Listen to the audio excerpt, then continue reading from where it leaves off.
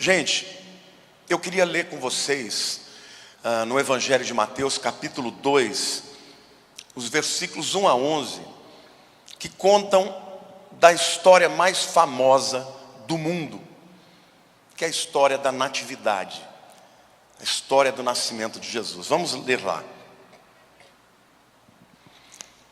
Tendo Jesus nascido em Belém da Judéia, em dias do rei Herodes, eis que vieram uns magos do Oriente a Jerusalém e perguntavam: onde está o recém-nascido rei dos judeus? Porque vimos a sua estrela no Oriente e viemos para adorá-lo. Tendo ouvido isso, alarmou-se o rei Herodes e com ele toda Jerusalém.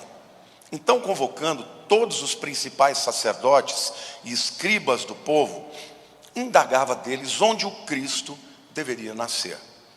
Em Belém da Judéia, responderam eles, porque assim está escrito por intermédio do profeta: e tu, Belém, terra de Judá, não és de modo algum a menor entre as principais de Judá, porque de ti sairá o guia que há de apacentar o meu povo Israel. Com isto Herodes, tendo chamado secretamente os magos, inquiriu deles com precisão quanto ao tempo em que a estrela aparecera. E enviando-os a Belém, disse-lhes: ide, informar-vos cuidadosamente a respeito do menino, e quando tivermos encontrado, avisai-me, para que eu também possa ir adorá-lo. Depois de ouvirem o rei, partiram, e eis que a estrela que viram no ocidente os precedia, até que chegando, parou sobre onde estava o menino. E vendo eles a estrela, alegraram-se com grande e intenso júbilo. Entrando na casa, viram o menino com Maria, sua mãe. Prostrando-se, o adoraram e abriram os seus tesouros. Entregaram-lhe as suas ofertas: ouro, incenso e mirra. Gente, essa é a história mais conhecida do mundo a respeito do Natal.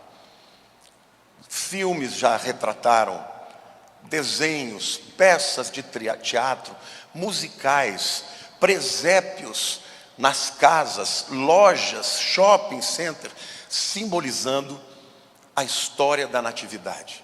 É uma história linda e certamente Jesus é a figura central. Mas nesta história, nós também aprendemos sobre a história de alguns homens desconhecidos. A Bíblia não fala o nome, mas a tradição apresenta os seus nomes. Eles vieram do Oriente, gente, simplesmente porque eles tinham uma profecia. Eles são chamados de magos. Essa palavra magi, no grego, é uma palavra que não é o camarada que faz feitiçaria. São os sábios que estudavam astronomia, estudavam astrologia, a alquimia. Eles estudavam escrituras de outros povos em busca de sabedoria. E por causa de uma única profecia de um homem chamado Balaão, eles descobriram que o rei dos reis iria nascer na terra de Judá e que o sinal para isso seria uma estrela no céu. Depois eu vou explicar para vocês. A profecia está lá em Números, capítulo 24, versículo 17. Uma única profecia. E o texto de Balaão diz assim: vê-lo-ei, mas não agora. Contemplá-lo-ei, mas não de perto. Uma estrela procederá de Jacó. De Israel subirá um cetro de autoridade, que ferirá as têmporas de Moabe e destruirá todos os filhos de Sete. Está falando aqui de um grupo de pessoas más, Essa profecia foi feita por um homem pagão, mas que Deus mostrou a ele que um dia o Messias nasceria. Estes magos vieram da Babilônia, da mesma região em que o reino da Babilônia, o reino antigo, tinha influência. E eles, quando viram aquela estrela, e alguns acreditam que seja uma supernova, outros acreditam que seja um meteoro, E há uma evidência na história de um meteoro que passou no ano 6 antes de Cristo. Espera lá, pastor, explica esse negócio direito.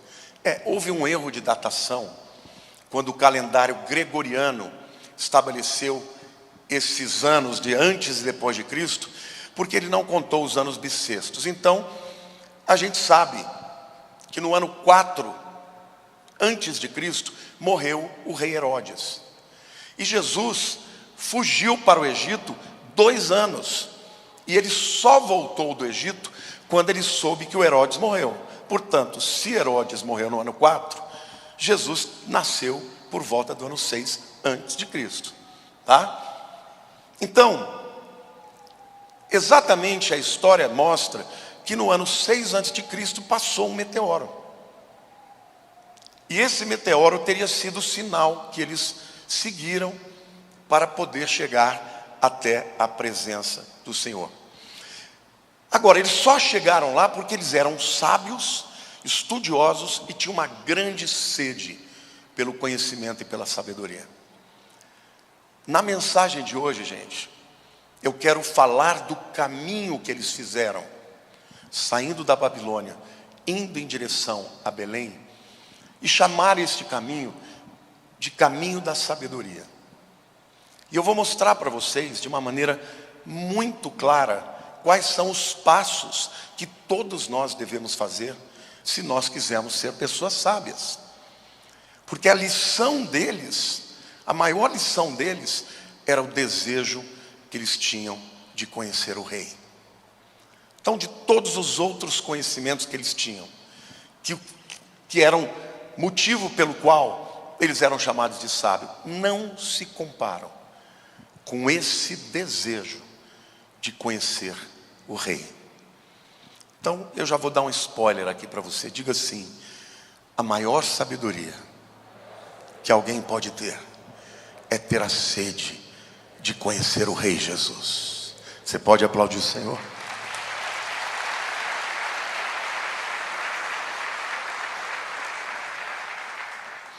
De todo conhecimento que você vai amealhar na sua vida, nenhum conhecimento traz mais sabedoria e transformação do que ter um encontro com o Salvador. Então eu quero falar de alguns passos que todos nós devemos tomar em direção ao rei, que são os passos da sabedoria. A primeira verdade que eu quero ver nesse texto aqui com vocês é que nas trevas Deus nos dá o sinal. Diga assim: nas trevas Deus nos dá o sinal. E eu quero usar dessa metáfora tanto do ponto de vista físico quanto espiritual. O sinal que Deus deu foi, as escrituras chamam de estrela. Talvez tenha sido, aliás, a palavra estrela no grego é aster, de asteroide. Então é possível que tenha sido um asteroide mesmo, porque uma estrela, não anda, mas um asteroide anda, ele se movimenta. Então, do ponto de vista físico, o sinal de Deus só pode ser visto na escuridão, nas trevas da noite. Se você já foi para uma fazenda e já olhou para o céu à noite no interior, é a coisa mais linda do mundo. Aqui em São Paulo a gente não vê, tem muita poluição e muita luz, mas na escuridão a luz brilha mais forte. Sim ou não? Agora, do ponto de vista espiritual, aqueles homens, por mais que eles tivessem conhecimentos, eles estavam nas trevas. Por quê? Porque sem conhecer a Deus, os homens estão em trevas. Mas a primeira verdade que eu quero dizer para vocês, que nas trevas, ainda hoje, Deus nos dá o sinal. A Bíblia diz lá em 2 Coríntios capítulo 4, versículo 6, diz o seguinte: porque Deus que disse, das trevas resplandecerá a luz. Ele mesmo, o próprio Deus na pessoa de Cristo, resplandeceu em nosso coração para a iluminação do conhecimento da glória de Deus na face de Cristo. Não é maravilhoso? O apóstolo Paulo entendeu isso. Então, para aqueles magos, o sinal de Deus foi uma estrela. Mas hoje o sinal que Deus dá para você, dá para mim. Quem aqui já entregou a vida para Jesus? Em algum momento, a luz de Cristo brilhou dentro das trevas do seu coração. Glória a Deus. Você pode aplaudir o Senhor?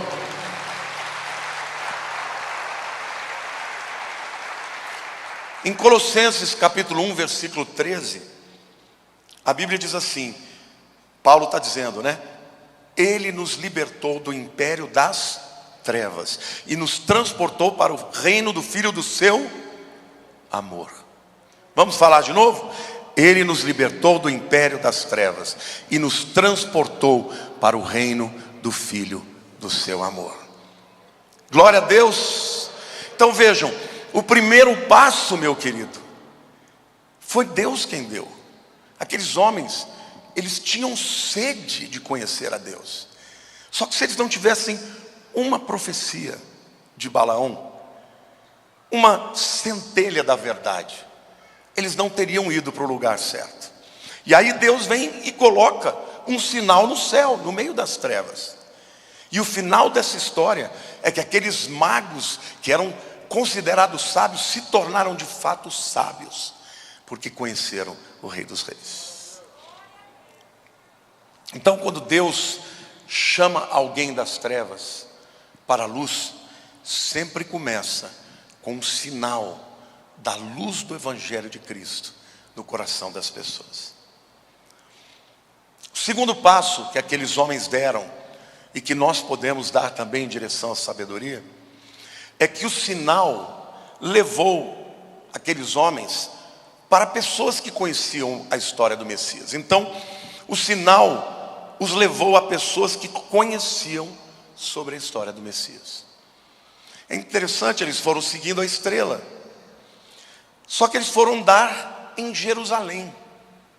Eles não foram dar em Belém. Acontece que Jerusalém fica a 10 quilômetros de Belém, muito próximo. E como um sinal no céu, provavelmente duas coisas podem ter acontecido. Ou a estrela parou em Jerusalém e eles pararam ali, ou de alguma maneira as nuvens cobriram e eles perderam o sinal. E eu creio que essa é uma possibilidade maior, porque um asteroide não para. Mas Deus, na sua soberania, permitiu que aquilo acontecesse, porque eles chegaram até ali, desapareceu. O que eles fizeram? Foram até o rei Herodes.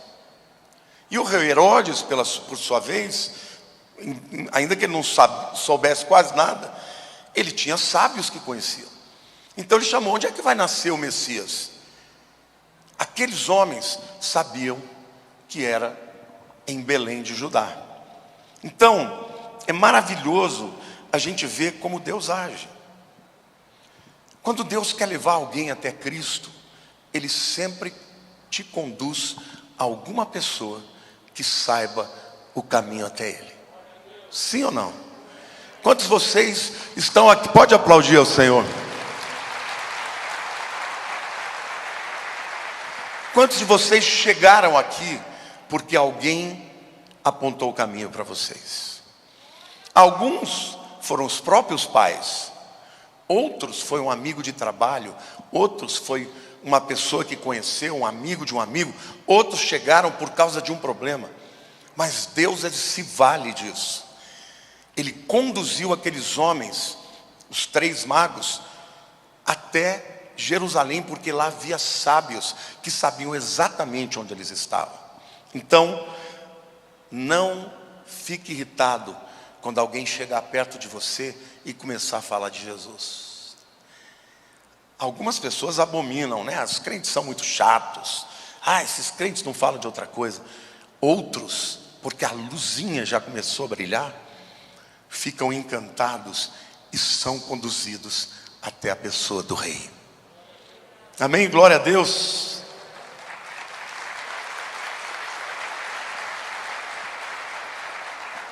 Mas o que fazia de fato que Deus tivesse o desejo de conduzi-los ao lugar certo? Eles tinham sede de conhecer o rei. Jeremias 29, versículo 13 diz assim: buscar-me-eis e me achareis, quando me buscardes de todo o coração. Quantos aqui querem conhecer mais a Deus? Então faça disso a coisa mais importante da sua vida. Porque tem gente que busca a Deus só para Deus resolver os seus problemas. Está errado. Deus não é teu servo, Deus não é teu empregado, Deus não é uma pessoa que vai ter que atender os seus pedidos se você não o amar. Mas em contrapartida, se você amar a Deus acima de tudo, querido, Ele move os céus e o inferno para que você seja abençoado. Amém?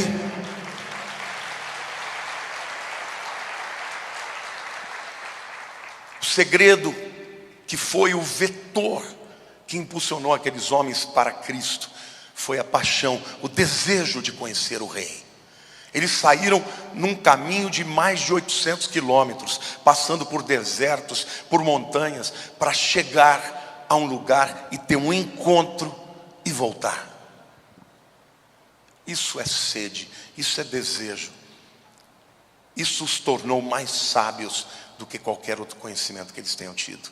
E Deus garantiu de colocar todos os meios necessários para que eles encontrassem o Messias. No começo foi um sinal no céu, uma estrela ou um asteroide. Depois foram homens que conheciam a história do Messias e onde ele nasceria.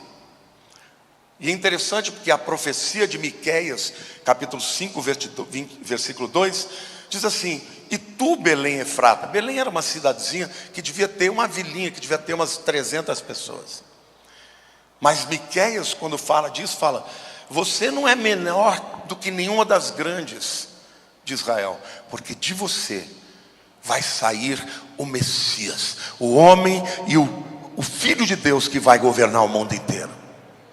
Amém? Aplauda o Senhor, meu querido.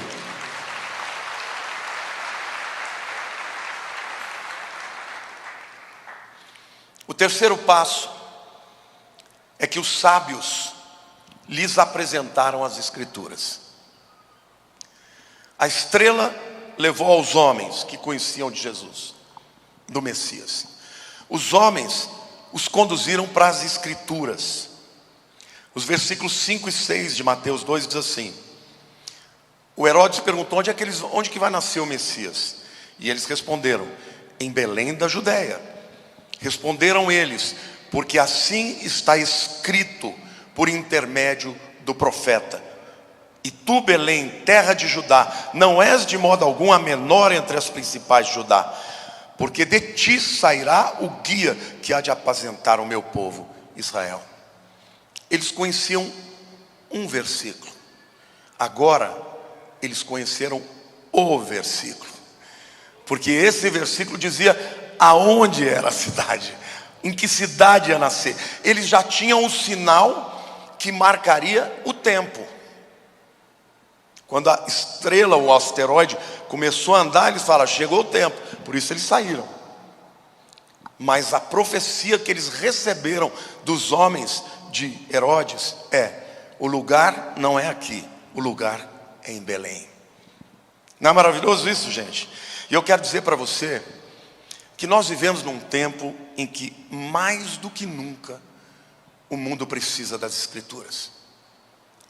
Porque o mundo está vivendo um caos.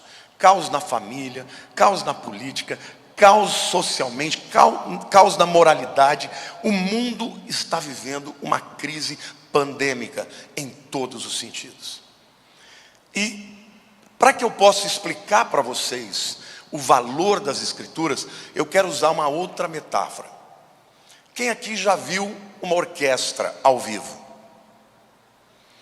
Quem já viu, pelo menos pela televisão? Uma orquestra reúne ali muitos músicos.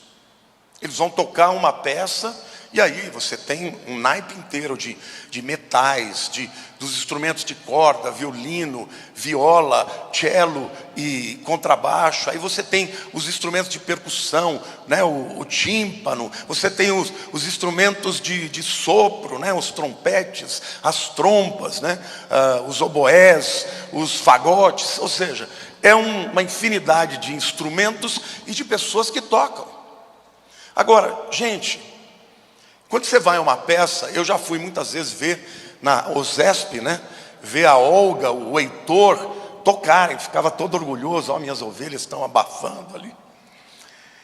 E a OSESP é a melhor orquestra do Brasil. E o que eu adorava é que antes de começar a tocar, os músicos começavam a afinar os instrumentos, principalmente as cordas. Aí você fica ouvindo. Porque, gente, se eles não afinarem, não tem como ficar sonoro.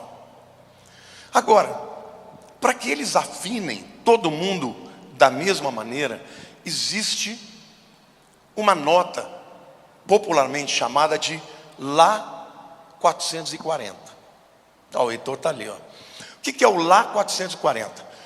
É o parâmetro a partir do qual todas as outras notas vão estar relacionadas. Então, a grosso modo, na escala de Lá, Si, Dó, Ré, Mi, Fá, Sol, fora os sustenidos e bemóis, eles têm o Lá 440 e a partir daí todas as outras notas são afinadas. Agora detalhe, o Lá 440, que é também chamado de diapasão, hoje já ouviram falar de diapasão? Aqueles instrumentinhos de metal que eles batem assim e o som que sai dali vibra em 440 Hz, por isso que ele é chamado de Lá 440. Agora, o Lá 440 é igual no Brasil, nos Estados Unidos, no Japão, na Europa, em qualquer lugar do mundo. Então, quando os músicos se reúnem, não vai cada um afinar do jeito que quer. Eles têm que afinar segundo o diapasão. Eu quero dizer para vocês, queridos, que o diapasão da nossa vida é a Bíblia. E do mesmo jeito, e eu quero dizer para você, que Deus criou o mundo com pluralidade. Do mesmo jeito que numa orquestra você tem todo tipo de músico ali, e cada um toca uma parte só. Eles não tocam tudo junto. Eles fazem a sua parte, e aquilo cria uma harmonia. O diapasão, ele vale para o gospel, para a música gospel, para o rock, para o jazz, para a bossa nova, vale para qualquer estilo musical. Então, se você é um músico, você tem que tocar segundo o diapasão, porque senão não afina, fica um caos. E eu quero dizer para vocês, meus queridos, que muita gente, porque o mundo de hoje está quebrando os paradigmas e os princípios judaicos cristãos, muita gente está vivendo, tocando numa orquestra desafinada. Porque cada um quer afinar o seu instrumento de acordo com o seu diapasão. E eu não estou dizendo que isso é só para os que não são crentes, não. Está cheio de crente na igreja que sabe tudo, mas não afina a sua vida no diapasão. E a partir daquilo, tudo que a Bíblia diz são como notas afinadas. Se você afinar e obedecer, vai tocar a grande orquestra e vai ser um som harmonioso. Glória a Deus.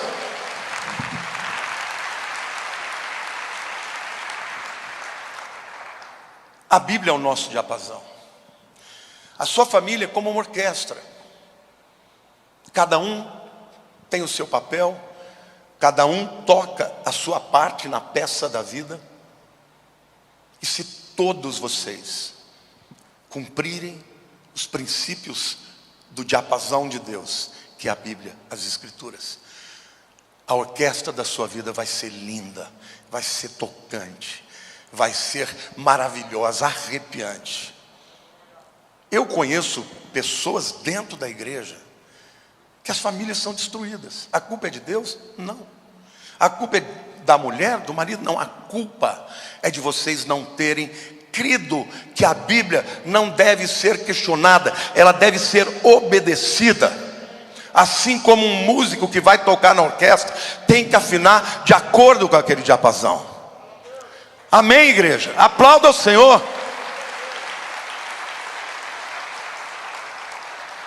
Deus não quer que o teu casamento acabe, você que faz ele acabar, quando você não obedece o que a Bíblia diz sobre casamento. E eu quero que você saiba que a Bíblia é o livro de sabedoria de Deus. Fala de tudo, fala de finanças, fala de relacionamentos pessoais, fala de família, fala do que você quiser. Você vai encontrar o caminho certo para a sabedoria. E não se esqueça, o diapasão, ele é absoluto. Ele não varia.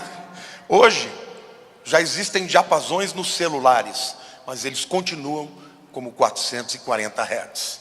Então o lá sempre vai ser 440.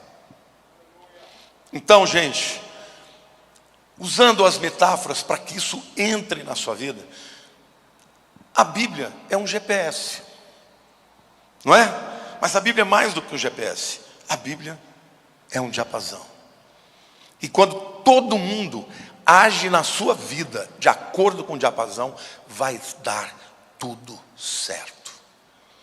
Se você quiser tocar de acordo com a sua nota, com o seu tom, o final é ruína. A Bíblia diz: há caminhos que para o homem parecem direitos, mas no final são caminhos de morte. Mas a Bíblia diz também que Deus amou o mundo de tal maneira que deu seu Filho unigênito. Ele é o final de todas as coisas, para que todo aquele que nele crê não pereça, mas tenha vida eterna. E a vida eterna começa aqui no presente, quando você descobre o Messias. E a partir de então você precisa viver segundo as suas escrituras.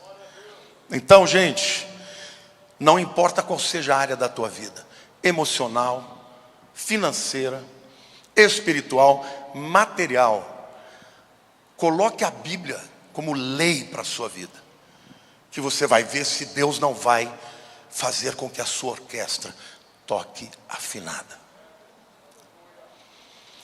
Vamos repetir. Qual é o primeiro passo? Deus dá o sinal nas trevas. Qual é o segundo passo? Ele nos conduz a pessoas que conhecem o Messias, que sejam instrumentos de Deus para nos apresentar onde o Messias está. Estas pessoas, por sua vez, nos apresentam o quê? As Escrituras.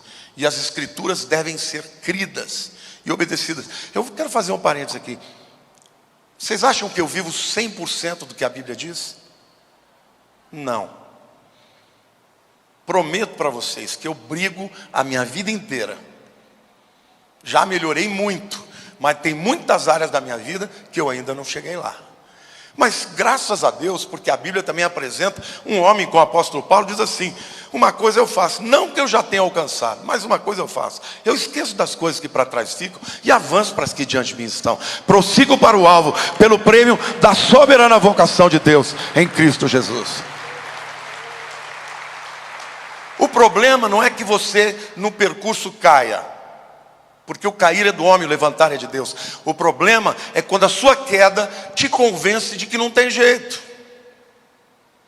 que o caminho de Deus não é o melhor, que as Escrituras são um standard, um padrão muito alto para você. Esse é o primeiro caminho de você voltar para a ruína. Às vezes, quando eu estou vivendo uma coisa, que Deus está pedindo uma coisa que às vezes eu não estou conseguindo vencer no meu temperamento, sou italiano, né? Italiano ou te ama ou e na minha vida acontece isso muitas vezes. Só que eu não vou ficar dizendo: eu fiz isso porque aquilo outro. O Espírito Santo me incomoda, gente. Ele fica bonito, né? Pastor pregando, vai ficar desse jeito. E eu falo para Deus: Senhor, mesmo que eu não consiga, eu nunca vou dizer que eu estou certo, que o Senhor está errado.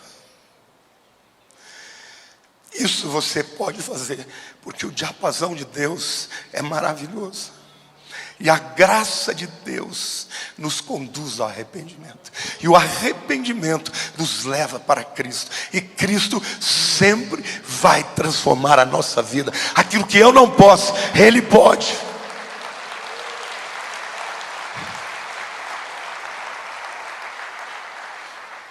Mas o quarto passo é que as Escrituras conduziram ao rei.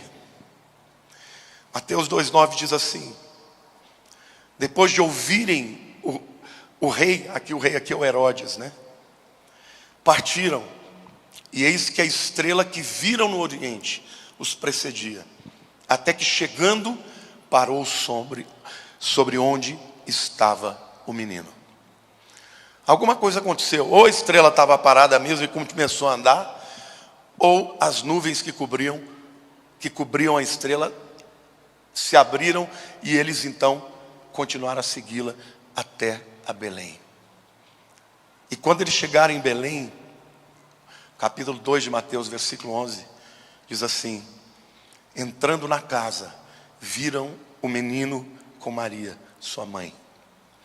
Prostrando-se, o adoraram e abrindo seus tesouros, entregaram-lhe suas ofertas: ouro, incenso e mirra.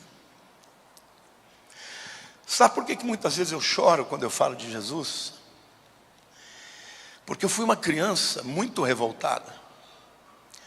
Ninguém dava conta de mim.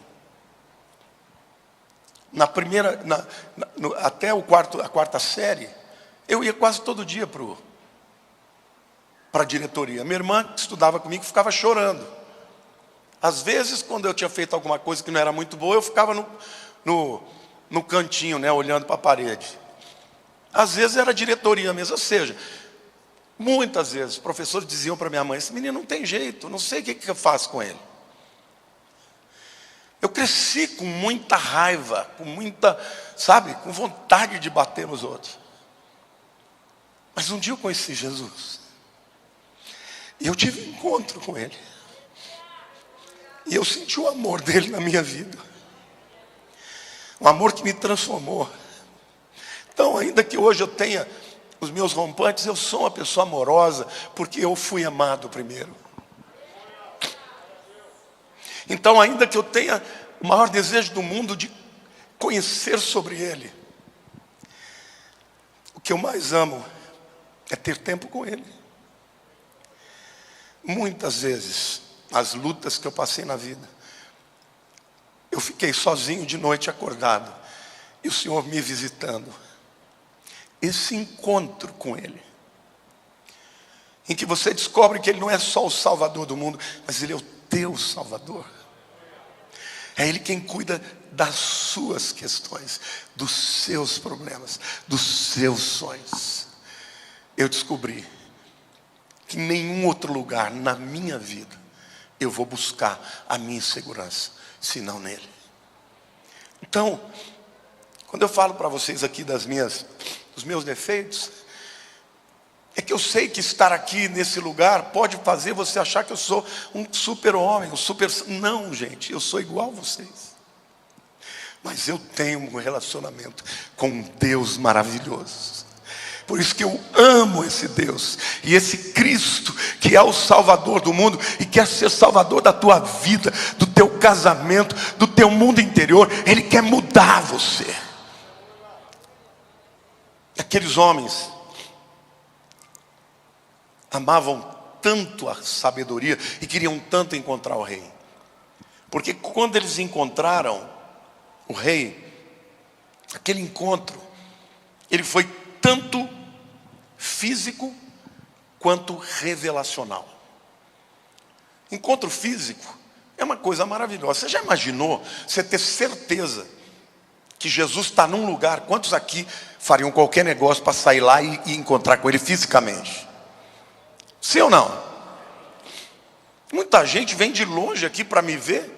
Eu, um mero pecador. Se eu soubesse que Jesus estava na Biafra, eu ia amanhã para lá. E provavelmente ia falar: Jesus, deixa que tem outros pastores que cuidem da church, porque eu quero ficar aqui. É muito melhor do que ficar falando com ele online, né? Aqueles homens, tiveram um encontro físico com Jesus. Mas o encontro deles foi mais do que físico. Foi revelacional, porque eles entenderam diante de quem eles estavam. E os presentes que eles trouxeram, que foram 3. Aliás, eu quero aqui fazer um parênteses, porque os teólogos dizem que ninguém sabe exatamente quantos magos eram. Mas a história diz que eram 3 porque são 3 presentes. Quais são? Ouro, incenso e mirra. O que você dá isso para um bebê? Porque o ouro é o símbolo da realeza. Naquele tempo a prata era considerada um metal de menos valia. Você dá algo de prata para alguém era dizer, você não é lá grande coisa. Para um rei tinha que ser de ouro. Então, ao depositar aquela quantia de ouro, que deve ter sido muita, eles estavam reconhecendo que eles estavam diante do Rei dos Reis. E foi exatamente aquele de dinheiro que custeou o tempo que Jesus ficou no Egito, que eles tiveram que fugir, porque o Herodes estava mal intencionado. Ele queria matar o rei que tinha nascido. Quando ele descobriu que os magos foram por outro caminho e não voltaram para lá, eles mandaram matar todas as crianças até 2 anos. Mas Deus revelou a José em sonho e José foi para o Egito. O primeiro presente foi uma revelação no coração deles. Não foi só uma escritura. Calou fundo no coração deles. Jesus é o rei. Deixa eu te perguntar. Você tem certeza que Jesus é o rei mesmo? Tem certeza absoluta? Quando você passa por um perrengue, por uma dificuldade, você sabe que Ele está no controle, que Ele está no trono do universo, à destra do Pai. Você tem essa certeza? Porque, querido, se você tiver essa certeza, você vai colocar o teu problema, a tua vida na mão dele e vai dizer, Deus, até aqui eu tentei, não consigo, então eu vou entregar para quem consegue, porque o Senhor não pode ser detido. Eu, como pai, eu sempre quis fazer tudo pela minha filha, mas nem sempre eu pude. No início da minha vida, eu ia no supermercado, eu desviava do corredor do Danoninho, porque ela adorava Danoninho, eu não tinha dinheiro para comprar. Muitas vezes eu chorava por isso. Eu não deixei de dar Danoninho para minha filha, porque eu não queria, porque eu não podia. Mas o meu Deus, Ele pode tudo. Então quando um filho vai, pode aplaudir, porque ele merece.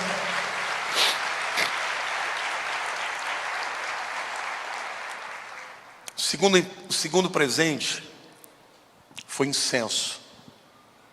Incenso era uma especiaria riquíssima e que tinha uma finalidade religiosa.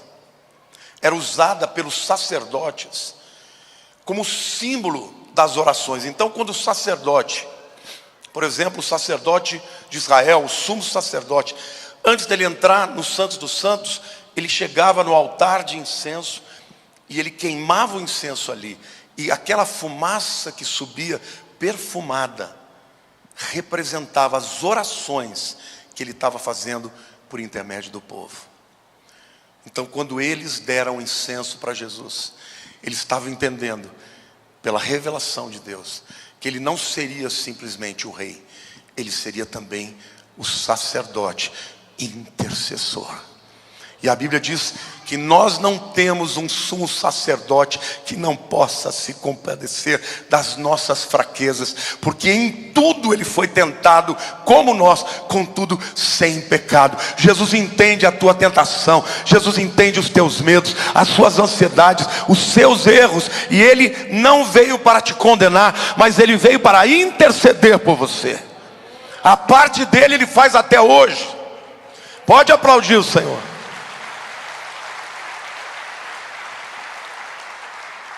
A Bíblia diz que hoje Ele está à destra do Pai, intercedendo por nós de dia e de noite. Quando a Bíblia diz que você não tem um sumo sacerdote que não possa se compadecer, por que você procura outros intercessores antes de procurá-lo? É com Ele que você tem que falar. é para Ele que você tem que entregar. E o mesmo que intercede ao Pai é aquele para quem Deus deu autoridade para fazer e estabelecer qualquer coisa. Então, o caminho da sabedoria te leva a esse relacionamento de fé com o Salvador. Na hora de um problema muito grande, você enfrentar as hordas do inferno, você lembra: eu sirvo ao Rei dos Reis, eu tenho uma experiência com o Rei dos Reis, e Ele se importa comigo. Na hora que eu preciso de algo, um intercessor, alguém que me entenda, alguém que chega perante Deus e diga: ele pecou, mas o meu sacrifício valeu para ele. Então é Jesus, querido. E eu quero dizer para você que está me vendo: se você não entregou a vida para Jesus, você pode ser a pessoa mais rica do mundo, mas você é miseravelmente rico, porque tudo que você tem é dinheiro, mas você não tem o principal. Agora, quem encontra Jesus, eu encontrei a Jesus com 19 anos. E de uma hora para outra, eu descobri que eu era amado. E quem se sente amado, ama. A carne sempre grita, né? O velho homem, ele é terrível, ele sempre quer voltar. Aí você tem que falar: morre, desgraçado. Mas todas as vezes que eu chego para Jesus e me prostro diante dele, eu falo: Senhor, me ajuda. Ele me ajuda. E Ele te ajuda. E Ele vai te ajudar. Porque Ele é um intercessor. Ele é um sacerdote. E por último lugar, eles deram a Ele mirra. Mirra era uma especiaria usada para embalsamar os mortos. Só que o povo pobre não tinha isso. Mas os que tinham dinheiro, os ricos, os nobres, muitas vezes eles eram envolvidos naquela mortalha. E não era bem um embalsamamento como era dos egípcios, mas era um tratamento para que o corpo não cheirasse mal no processo, né? Porque muitas vezes eles só fechavam a tumba depois de ter certeza que o indivíduo tinha morrido mesmo. No caso de Jesus não foi assim. Mas o fato é que eles deram para uma criança que estava acabando de nascer algo que falava da sua morte. Então Deus deu a eles, não sei se eles entenderam perfeitamente, mas pelo menos profeticamente o Espírito de Deus estava sinalizando que o ciclo do Messias começaria com o nascimento, porque ele tinha que se tornar humano para entender o que nós sentimos. Ele se tornaria um dia o rei do mundo e o intercessor, o sacerdote, mas que um dia, para que ele vencesse a morte, ele tinha que morrer no nosso lugar. E foi isso que ele fez. Só que se ele tivesse morrido e permanecido na tumba, ele seria como todos os outros mártires que morreram por uma causa, mas não podem transformar a vida das pessoas. Mas Jesus morreu e a morte não pôde detê-lo. Ele ressuscitou. E porque Ele ressuscitou, nós vamos ressuscitar um dia. Amém, igreja?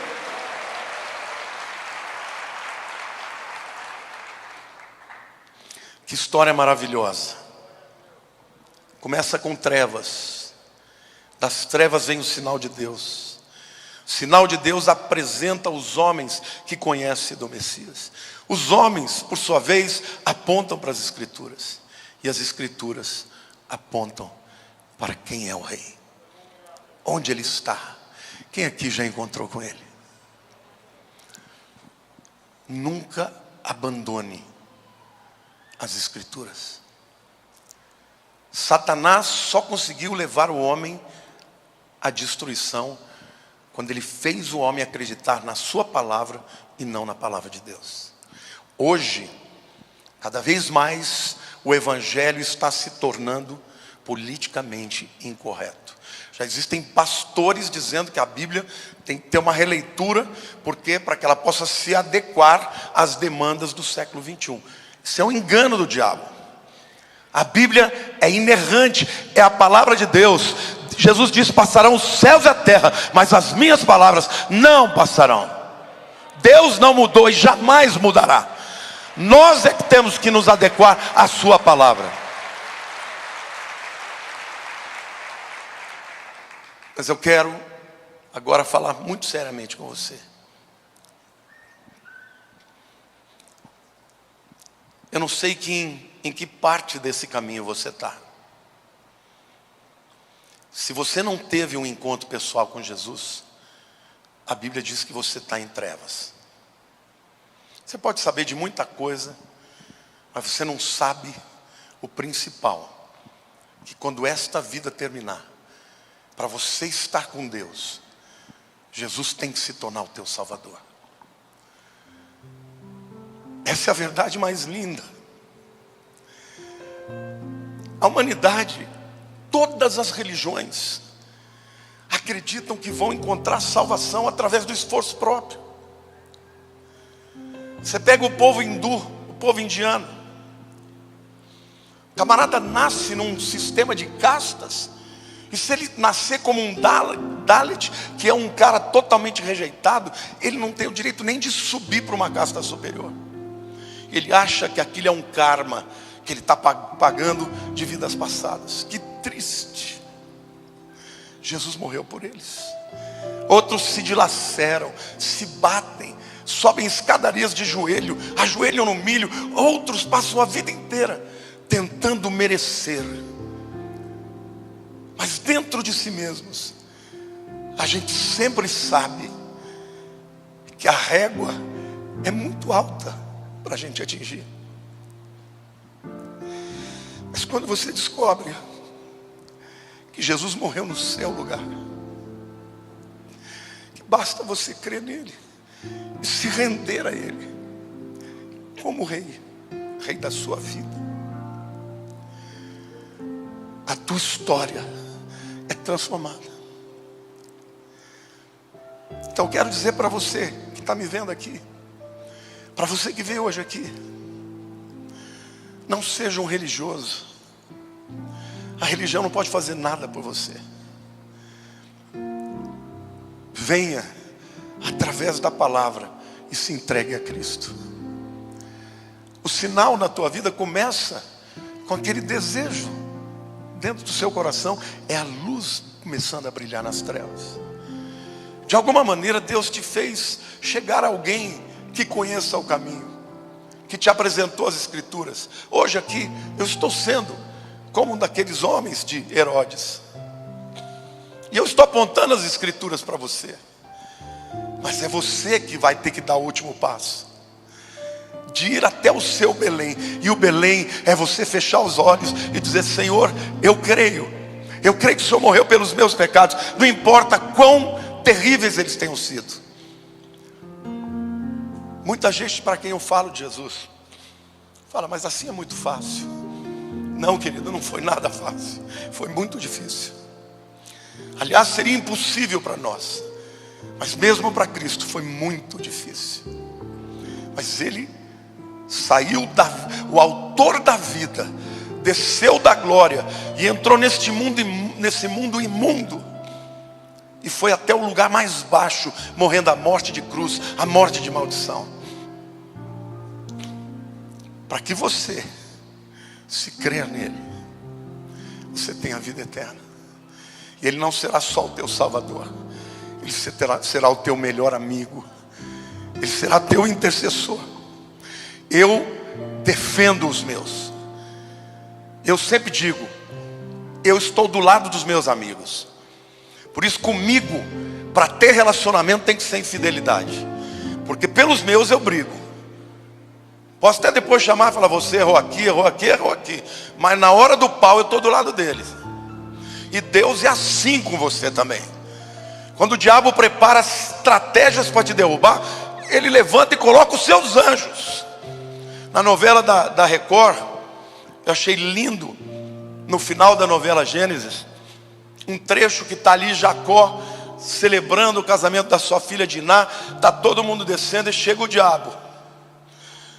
E quando ele vai chegando, vem Miguel e Gabriel e fica no meio deles.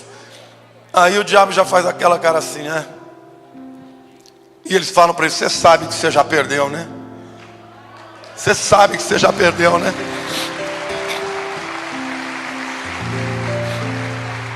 Quando eu vi aquilo, eu já orei em língua, eu já fiquei dando um pulo ali. Porque é assim que é a verdade. O anjo do Senhor acampa, os anjos do Senhor se acampam ao redor daqueles que os temem e os livra. Você não está sozinho, porque o teu Salvador e o teu intercessor é aquele que sabe de tudo.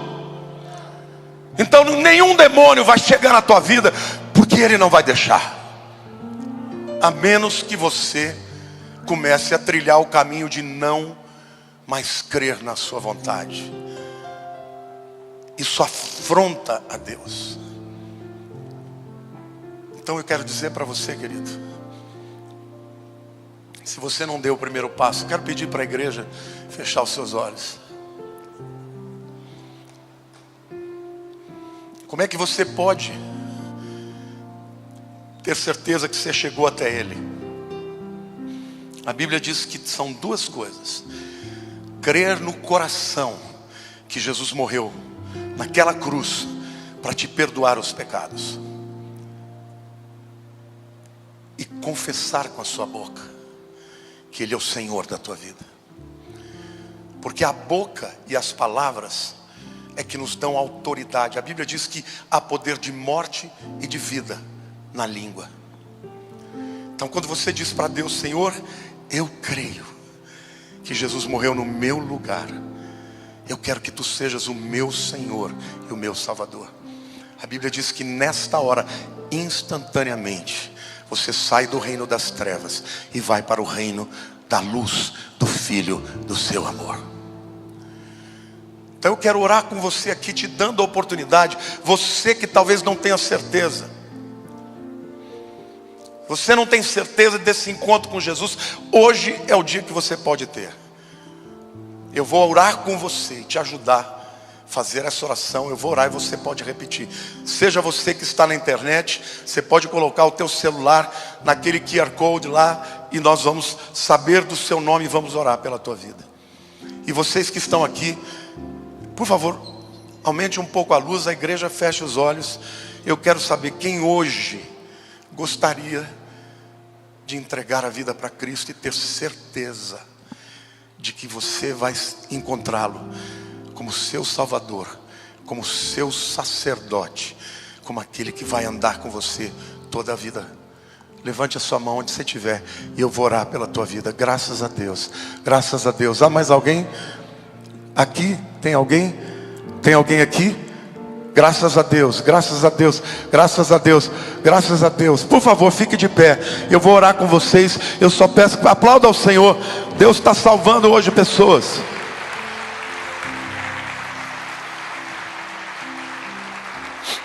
Por favor, diáconos, se espalhem. Cheguem perto dessas pessoas para orar com elas. Põe a mão no seu coração.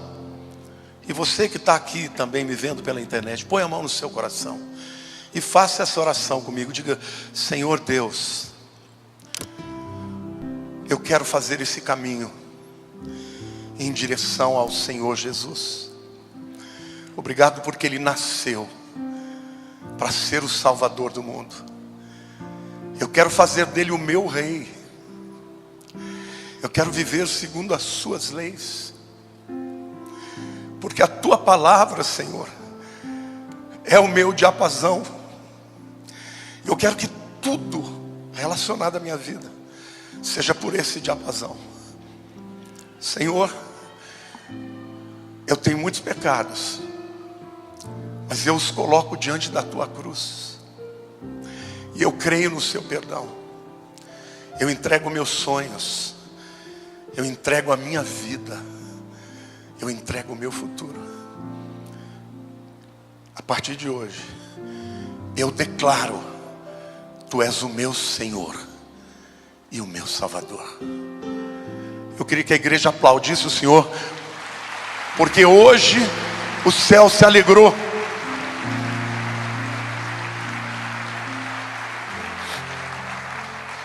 Mas eu quero fazer uma última oração.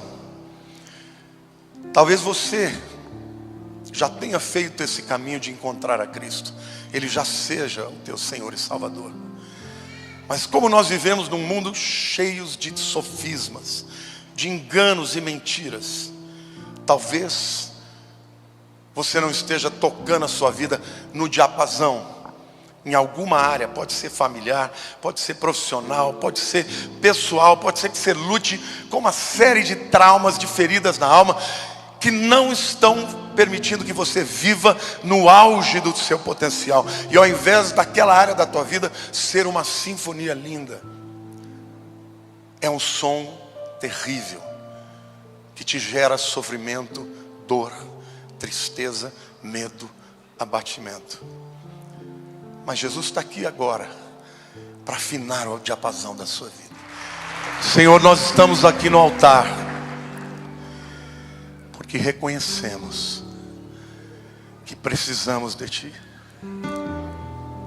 Desde que o Senhor entrou na nossa vida, muitas áreas melhoraram. Mas, Senhor, eu quero apresentar agora a vida dos meus irmãos. E eu estou junto com eles aí embaixo, pedindo: Senhor, acaba com o caos, traz de volta a harmonia, traz a fé, a paz, a tranquilidade de saber que não existe nada nesse mundo que o Senhor não possa resolver para nós. E até a morte, ó Deus, quando chegar a hora, não é motivo para o desespero, porque nós sabemos que o Senhor estará aí também do outro lado. Aliás, nós vivemos numa realidade efêmera, e um dia o que é mortal se revestirá de imortalidade, e nós viveremos contigo eternamente. Senhor, eu te suplico, Senhor, para que nós sejamos luz do mundo e sal da terra, para que nós brilhemos nas trevas, Senhor, nós temos que ser diferentes. Eu te peço, ajuda-nos a termos um testemunho, de maneira que a nossa vida conduza as pessoas ao Salvador e ao Rei. O Senhor ama cada pessoa que está aqui nesse altar, assim como o Senhor ama todos que estão me vendo pela internet. E hoje cada um aqui está colocando diante de Ti que área da sua vida precisa ser afinada. E nós te pedimos, Senhor, que o Teu Espírito Santo sempre nos fale quando estivermos nos desviando do Teu diapasão, da Tua palavra. A Tua palavra tem poder, ó Deus, de chamar à existência as coisas que não existem. Por isso agora eu chamo a existência, Senhor. Eu chamo a existência a resposta para este pedido e a oração desse irmão que só um milagre pode resolver. Por isso eu chamo a existência o poder para a transformação daquele que está sendo tentado e que está escravizado pelo pecado. Por isso eu chamo a existência, ó Deus, a resposta para o que está angustiado, para aquele que está com medo.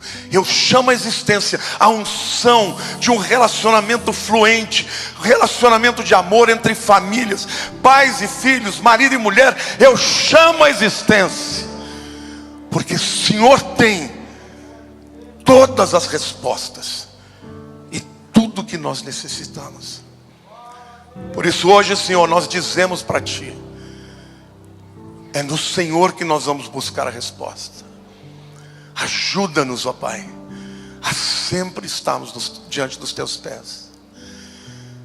Agora ore comigo, diga assim: eu Te reconheço, Senhor, como Rei da minha vida. Eu Te coroo como meu Senhor. Eu me derramo diante de Ti. Todas as minhas culpas, todos os meus problemas, eu recorro a Ti. Mas Pai, fala comigo. Não me deixa desviar. Não me deixa, Senhor, viver nessa terra somente como parte de um crente. eu quero usufruir de tudo. Eu quero te conhecer melhor. Eu quero ter intimidade contigo. Eu quero, Senhor, ser luz desse mundo e sal da terra. Eu te agradeço por Jesus Cristo ter nascido nesse mundo, ter vivido como um Senhor, como um mestre, que morreu por mim e um dia voltará. Toda a honra e toda a glória seja dele. Aleluia. Aplauda ao Senhor, meu querido.